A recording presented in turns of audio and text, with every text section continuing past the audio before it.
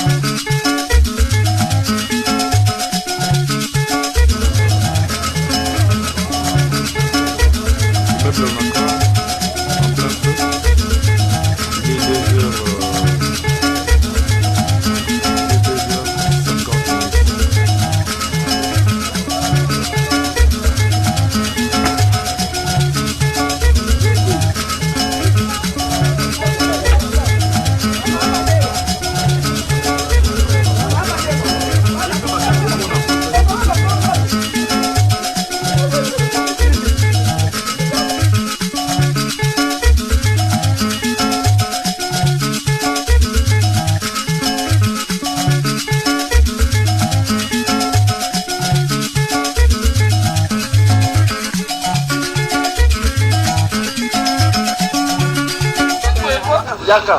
Mais oui, je m'en fous, non. N'est qu'un importé.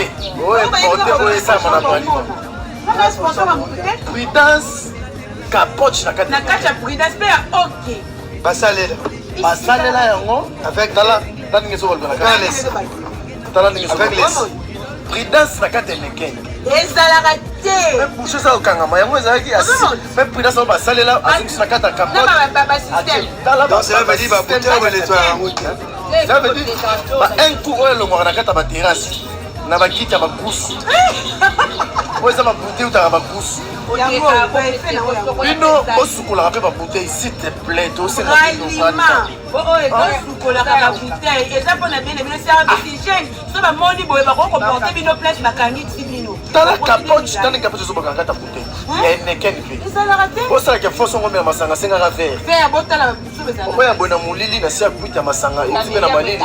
O melisko be o meli ba makidi ya moninga mobali. Et où est-ce que la mutakala ya nani? Yani ko sheki. Dans la capote. Dans la capote na kate neke. Pe capote ya OK. Eh maramba soni Soni makasi. Capote. Non, qui on peut téléphone. Eza ko funga mate, eza ko kanga mara. Sko batu baskola ba bouteille, bino bolandela rateki. Pour baskola ba bouteille na basi. Dans la capote. Capote. Dans la ningezo mata. Dans la ningezo mata na kati. Dans la ningezo baluka. Bouteille za okama. Dans la OK. Dans la capote. Na kati pe capote ngo za déjà basaleli azui à côté ça na kati bouteille azanga place au boka ngo. Bino pe me faut se protéger rappel. Parce que nous ça la ki bongo. Poso muta mabe ki to ça saleli ba biloko no. Bon na toilette. Hein? Bon na toilette.